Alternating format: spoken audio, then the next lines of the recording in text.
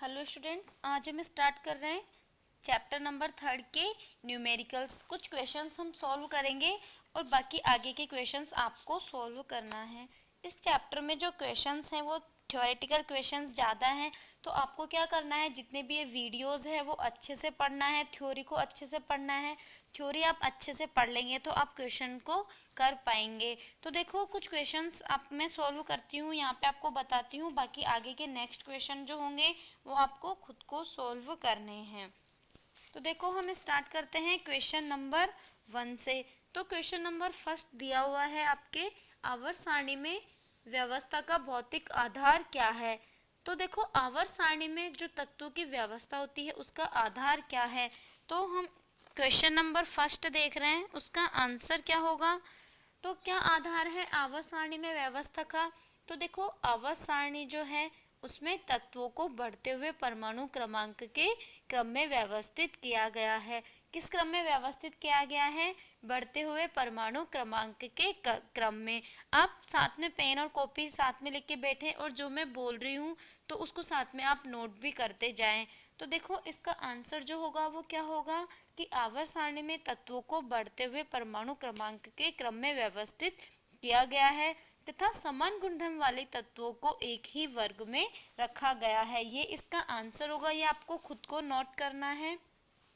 मैं वापस एक बार रिपीट कर रही हूँ कि आवर्त सारणी में जो तत्व है उसका भौतिक आधार क्या है, ये आपसे पूछा गया है। तो आप क्या लिखेंगे कि आवर्त सारणी में तत्वों को बढ़ते हुए परमाणु क्रमांक के क्रम में व्यवस्थित किया गया है। किस क्रम में व्यवस्थित किया गया है? बढ़ते हुए परमाणु क्रमांक के क्रम में, तथा समान गुणधर्म वाले जो तत्व हैं उनको एक ही वर्ग में रखा गया है। तो ये क्या हो गया अपना क्वेश्चन नंबर फर्स्ट का आंसर। देखो, नेक्स्ट आते हैं हम क्वेश्चन नंबर सेकंड पर। क्वेश्चन सेकंड क्या है? मेंडलीव ने किस गुणधर्म को अपनी आवर्त सारणी में तत्वों के वर्गीकरण का आधार बताया। फिर उसके आगे बताया हुआ है क्या वे उस पर दृढ़ रह पाए। तो देखो, मेंडलीव ने जो गुणों के बारे में बताया था तो उसको हमने क्या नाम दिया था? आवर्त नियम। और आवर्त नियम क्या था कि तत्वों के जो गुणधर्म होते हैं वो परमाणु भारों के आवर्ती फलन होते हैं। तो आपको ये याद रखना है कि मेंडलीव ने तत्वों के जो गुण बताए थे तो उसे ही क्या नाम दिया था? मेंडलीव का आवर्त नियम। और आवर्त नियम क्या बताता है हमें? थ्योरी में मैंने आपको बहुत अच्छे से समझाया है कि तत्वों के गुणधर्म उनके परमाणु भारों के आवर्ती फलन होते हैं। और क्या वे उस पर दृढ़ रह पाए? तो नहीं रह पाए, क्योंकि बाद में और साइंटिस्ट आए, उन्होंने दूसरा नियम दिया। तो उनका दूसरा नियम क्या था कि तत्वों के जो गुणधर्म होते हैं वो परमाणु भारों के आवर्ती फलन ना होकर के परमाणु क्रमांक के आवर्ती फलन होते हैं। किसके आवर्ती फलन होते हैं? परमाणु क्रमांक के। तो उन्होंने जो नियम दिया था आवर्त नियम परमाणु भार वाला, वो क्या हो गया? गलत हो गया।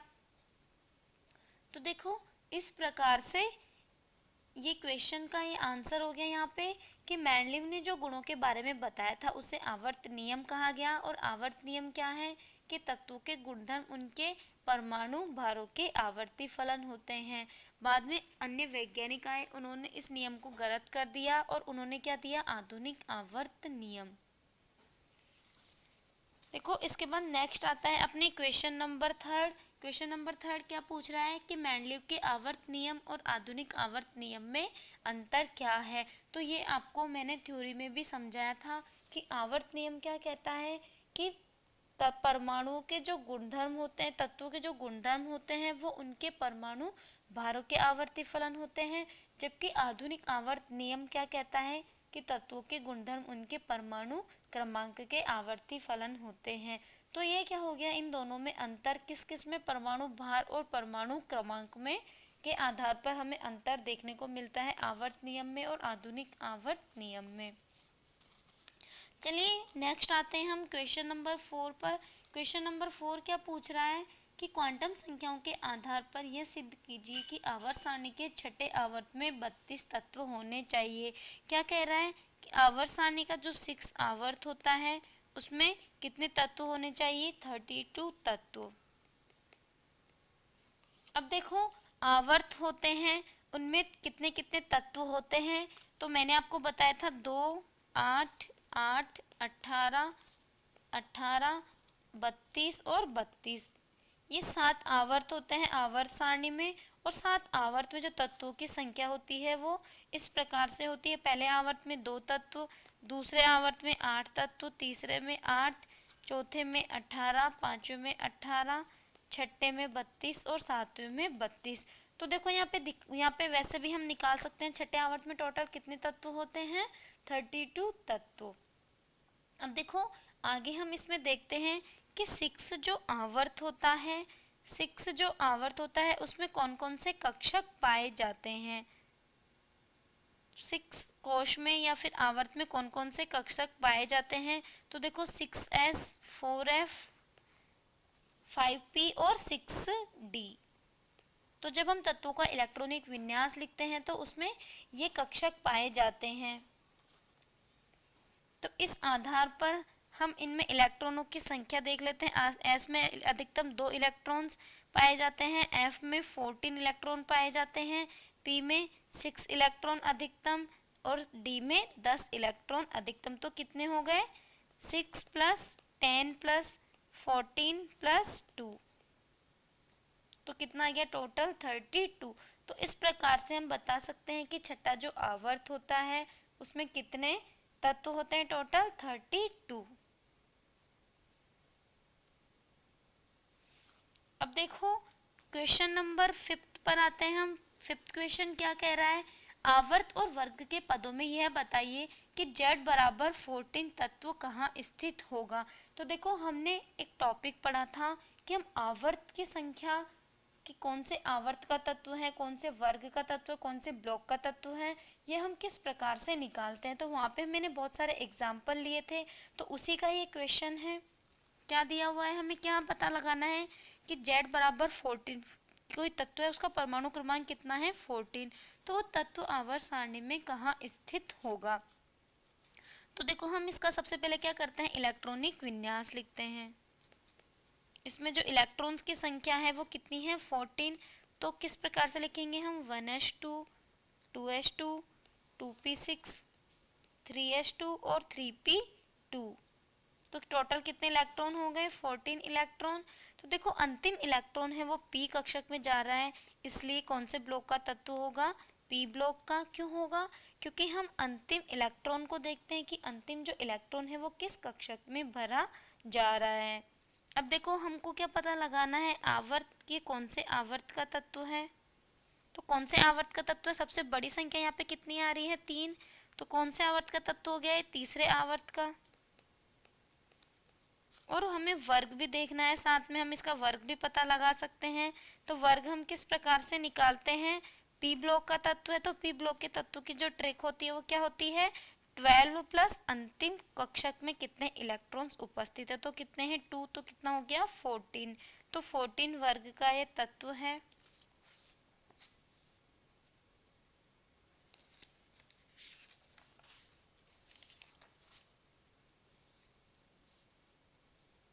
तो ये जो तत्व होगा वो क्या होगा, सिलिकॉन। क्या होगा, सिलिकॉन। 14 जो परमाणु क्रमांक होता है वो किसका होता है, सिलिकॉन का, जिसका प्रतीक होता है SI। अब देखो नेक्स्ट आते हैं हम क्वेश्चन नंबर 6 पर। क्वेश्चन 6 क्या पूछ रहा है, उस तत्व का परमाणु क्रमांक लिखिए जो आवर्त सारणी में तीसरे आवर्त और 17वें वर्ग में स्थित है। मतलब हमें आवर्त का नंबर दिया हुआ है, क्या दिया हुआ है 3rd, और हमें वर्ग भी दिया हुआ है कौन सा 17।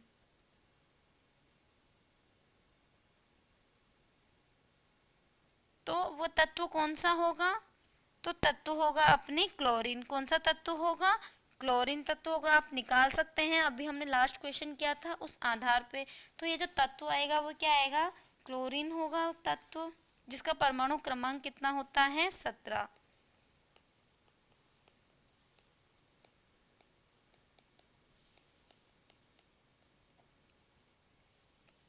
देखो नेक्स्ट क्वेश्चन आता है क्वेश्चन नंबर 7। कौन से तत्व का नाम निम्नलिखित द्वारा दिया गया है। देखो फर्स्ट पूछ रहा है लॉरेंस बर्कले प्रयोगशाला द्वारा कौन से तत्व का नाम दिया हुआ है, तो वह तत्व होता है लॉरेंशियम।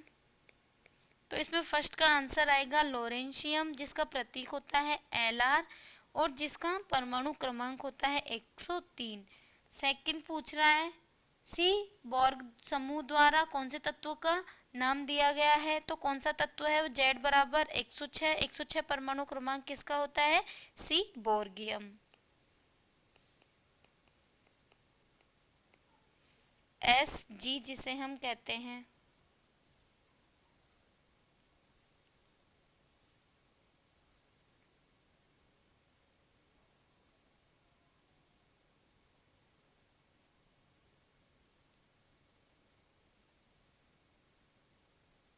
अब देखो क्वेश्चन नंबर 8 क्या कहता है, एक ही वर्ग में उपस्थित तत्वों के भौतिक और रासायनिक गुणधर्म समान होते हैं, क्यों होते हैं। तो देखो क्या पूछ रहा है कि तत्वों के जो भौतिक और रासायनिक गुणधर्म होते हैं वो समान क्यों होते हैं। क्यों होते हैं, क्योंकि कोई भी वर्ग होता है उसमें तत्व अपने परमाणुओं के समान संयोजी इलेक्ट्रॉनिक विन्यास रखता है। क्या रखता है, संयोजी इलेक्ट्रॉनिक विन्यास। तो इनके परमाणु आकार तो क्या होते हैं, भिन्न भिन्न होते हैं। सभी को पता है जब हम आवर्त में बाएं से दाएं जाते हैं तो परमाणु आकार कम होता है, और जब हम वर्ग में ऊपर से नीचे की तरफ जाते हैं तो परमाणु आकार बढ़ता है। तो इनके गुणधर्म क्यों समान होते हैं, क्योंकि इनके जो परमाणु आकार होते हैं वो क्या होते हैं, भिन्न भिन्न होते हैं आवर्त और वर्ग में हम जब बात करते हैं।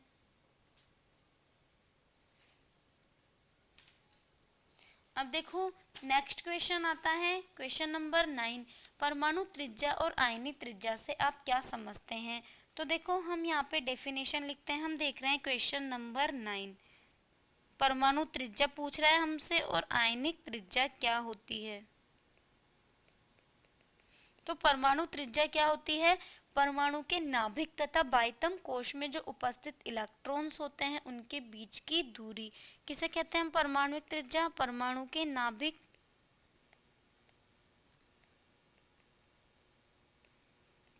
के नाभिक तथा बाह्यतम कोश में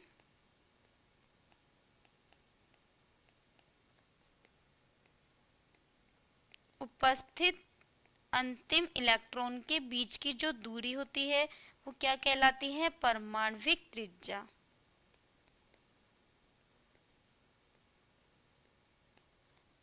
देखो जैसे ये नाभिक हैं, ये इसमें उपस्थित कोश हैं, तो परमाणु के नाभिक तथा अंतिम जो बाह्यतम कोश है उसमें उपस्थित इलेक्ट्रॉन के बीच की ये दूरी होगी, क्या कहलाएगी, परमाणु त्रिज्या। अब देखो नेक्स्ट हम बात करते हैं आयनिक त्रिज्या की। आयनिक त्रिज्या क्या होती है,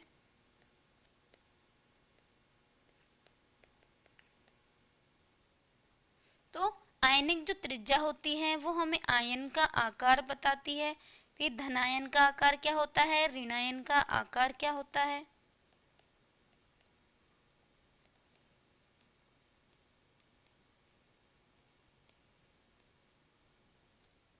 तो देखो इसकी डेफिनेशन क्या होगी, किसी आयन के नाभिक एवं अंतिम इलेक्ट्रॉन के बीच की दूरी जहाँ तक आयन का आयनिक बंध में प्रभाव रहता है, या फिर आप कह सकते हैं किसी आयन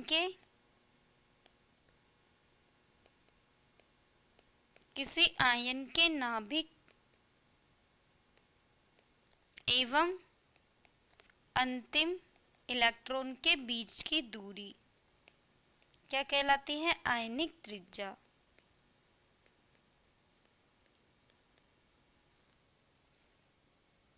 अब हम बात करते हैं नेक्स्ट क्वेश्चन नंबर 10, जो क्या पूछ रहा है। क्वेश्चन नंबर 10 क्या है, किसी वर्ग या आवर्त में परमाणु त्रिज्या किस प्रकार से परिवर्तित होती है।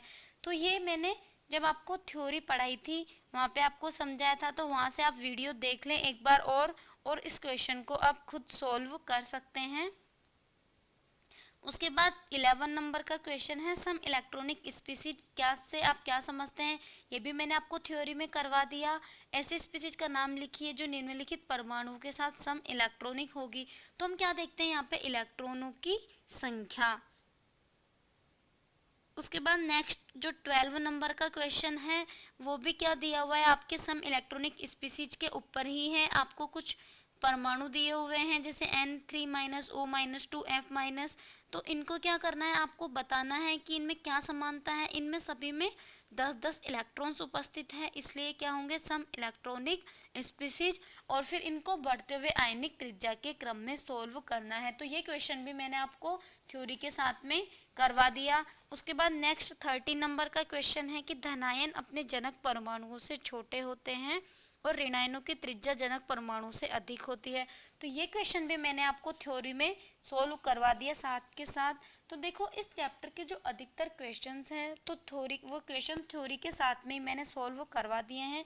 तो थ्योरी आपको अच्छे से पढ़नी है और आपको पीछे के जो क्वेश्चंस हैं वो सॉल्व करने हैं। आपके ऑलमोस्ट क्वेश्चंस कंप्लीट हो जाएंगे, कुछ क्वेश्चन ही हैं जो यहाँ पे अलग दिए हुए हैं, उनमें आपको प्रॉब्लम आ सकती है, तो वो भी आप खुद से सॉल्व करने की कोशिश करेंगे। तो आपको थ्योरी बहुत अच्छे से पढ़नी है और यहाँ से अपना जो चैप्टर नंबर 3 है वो कंप्लीट होता है।